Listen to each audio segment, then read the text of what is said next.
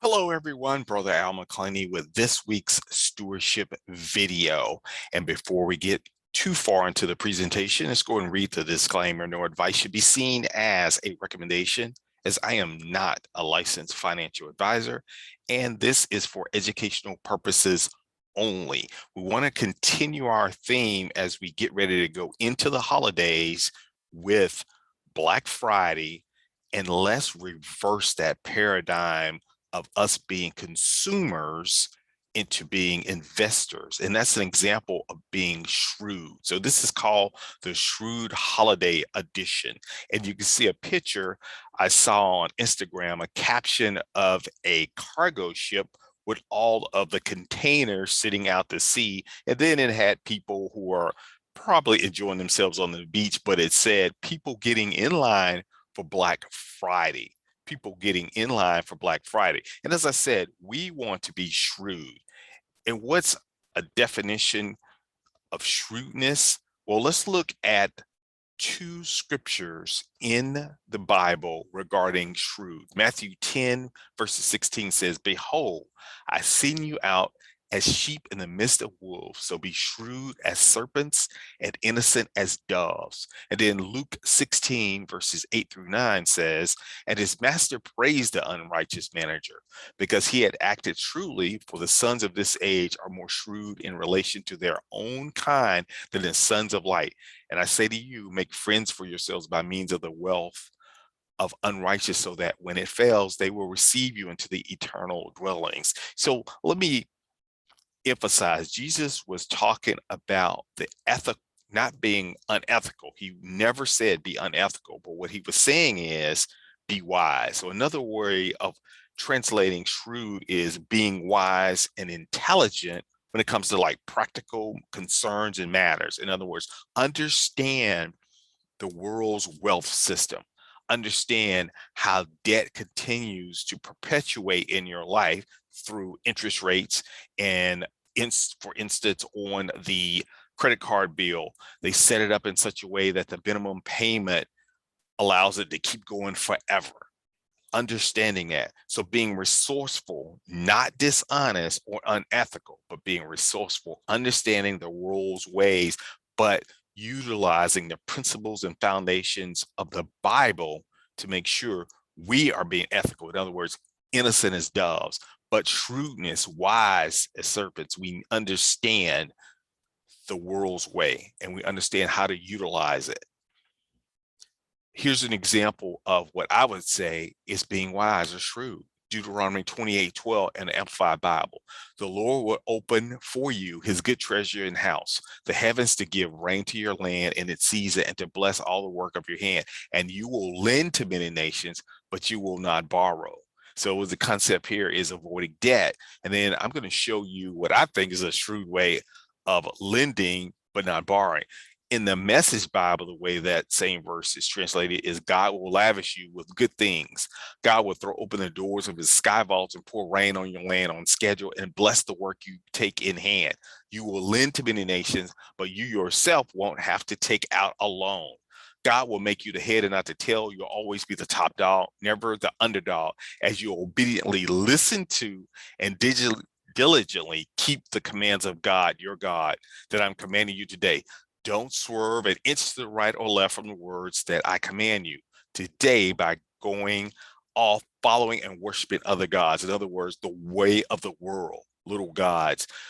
And you have to listen and digitally keep the commands of God, all the principles we talk about constantly in the stewardship videos. Here's an example of being shrewd in investing and giving. So Robert Smith is a billionaire, and he started this program where he's donating thousands of shares of stock to help Black and Latino kids become shareholders. So how was he shrewd? Well, he understood wealth to invest in stock. He understood managing his money in a way to have money left over. He wasn't spending and consuming all of it, so that he was investing. And then he understood the way of the tax code by donating stock that has appreciated for more than a year. You're actually giving 20% more than if you sold the stock and then made a cash donation. The reason is because you're avoiding capital gains tax. So that's being shrewd, but not unethical. He understood the way of the world, but not being unethical. So he's investing in individuals and he's giving. So we can also do that by being shrewd. It allows you to increase giving to God's kingdom. By being shrewd, it allows you to increase wealth building. By being shrewd, it allows you to increase debt payoff. And we talked about last week, one of the wisest and shrewdest way to do that is through that spending plan. And we gave a couple of videos. You can go back in the archive and look at a couple of videos of different spreadsheets and plans to build a spending plan, or others may call it a budget. So we want to use the spending plan to redefine Black Friday. So on that spending plan, instead, you'll have a line item, because there may be items you still want to purchase. I'm not saying totally disallow yourself from going and purchasing things, but put a line item on the budget of how much you can spend while not alleviating, still giving to God's kingdom through your tithes and offerings, or different Christian organizations, or your wealth building. Have those planned out. So you got a specific amount that you plan to utilize doing Black Friday or for Christmas or giving purposes, so that you don't come out of it with more debt. And include your line item for debt payoff. So that's being shrewd. That's understanding wealth principles and debt. So let's transition, and we're going to continue the theme of shrewdness and being wise as we go into the market and look. This week, we've got several companies that are reporting. PayPal, AMC Entertainment, which could be a look into these theaters that have been opening. Roblox is a investment I've mentioned before. Again, this is not a recommendation, but this is to generate thought and for educational purposes only. Got Coinbase, which is the exchange for cryptocurrency. We've got Yeti. So several companies still reporting, not the same depth and possible movement coming from these companies, but still be an interesting week as we're actually starting to wrap up earnings season. So week of November 8th, that's what we're reporting. So I want you to start looking at all of us at shrewd brainstorming, being wise. And I was mentioning how we could start changing the paradigm of Black Friday. And one of the first things when I got out of debt, credit card debt, thank you for that from the Lord, delivered from that through utilizing Crown financial principles, is I thought it was neat that instead of me putting things and purchasing things on credit cards and having that interest revolve and going against me, one of my first purchases was was Visa stock and MasterCard stock. So I always thought of that as ironic and turning the tables. So instead of them now getting interest from me, I was invested in Visa and MasterCard. Now, both of those carry about 100, 200. I haven't looked lately to see, but I know they're not inexpensive stocks. But you can go through, as we've been saying, Fidelity stock slices, or Charles Schwab stock slices, or fractional shares, I think is what they call them in Fidelity. You also can participate by going into the ETF, Exchange Traded Fund, IYG. And how did I find that? Well, we always talk about our tool, etfdb.com, where you can go out, type in the Visa symbol, which I think is V, or MasterCard, MA, and you could find those exchange traded funds that have exposure as their top holdings in Visa and MasterCard.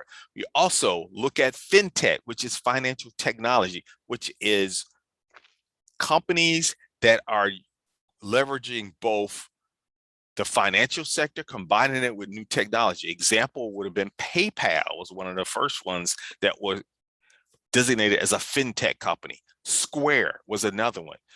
There are ETFs that invest in FinTech. FINX is one, ARKF, we mentioned before, the ARK funds.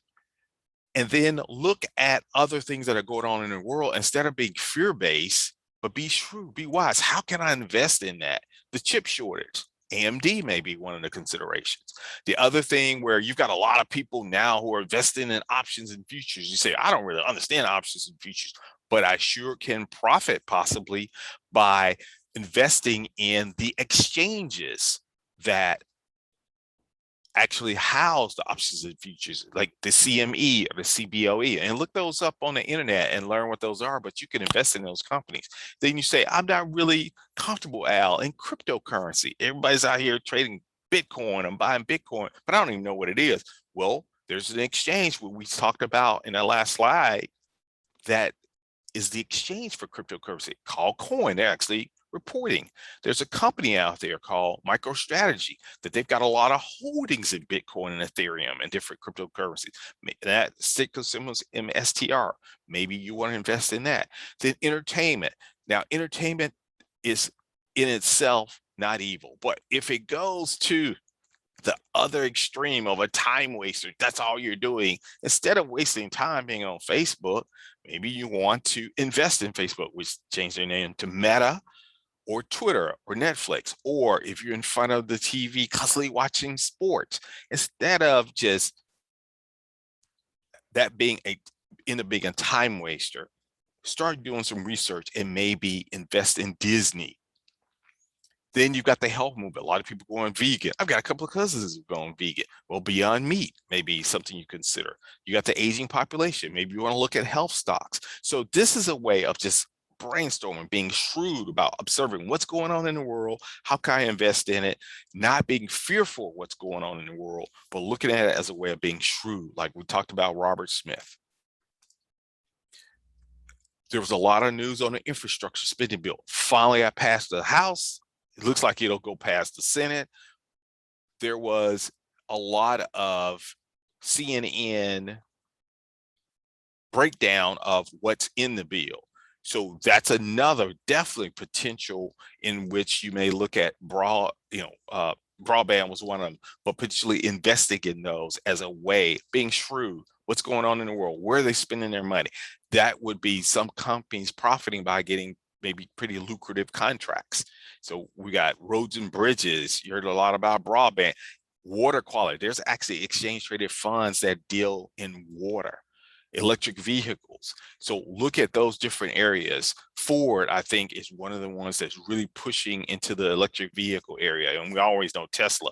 You don't know what you're saying. Tesla's so expensive. Don't forget fractional shares in Fidelity, slices in stock slices in Charles Schwab. And I think, as I had pointed out before, you can buy those slices through different money apps. I think Cash App allows you to. I think Robinhood, of course, allows you to, where you're not paying the full amount of a share. As always, let's look at the market real quick, how it was performing, and it was up, up, up. Here we go, up, up, up and away for October. Doesn't look like, is there anything going to stop it? Market doesn't care anything that's out there. It's just pushing forward, and that's S&P 500.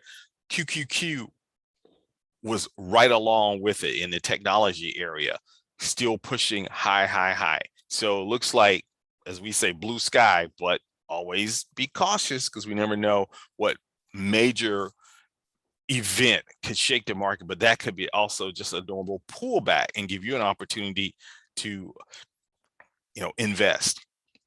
We'll end with a couple of things going on in St. John Baptist Church. And I've said before, you don't have to be a member to participate in this financial seminar that's coming up.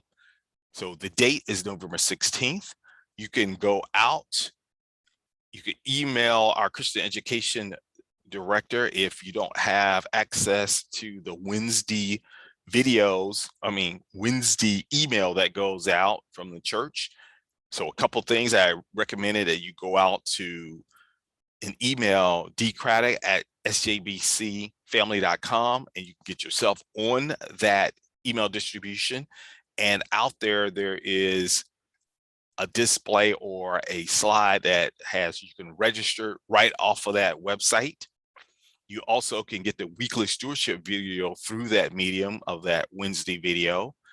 And when you click on the registration, it'll give you a description of the financial workshop that is Tuesday, November 16th from 7 to 9 p.m. Central Standard Time. Our own Sister Janice Booker will be partnering with Donald Marshall to give a financial workshop that's focusing on financial legacy of your family, ways to eliminate debt. It's going to be talking about increased saving money and investment options, and it is biblically based. I've heard it, I've seen it again.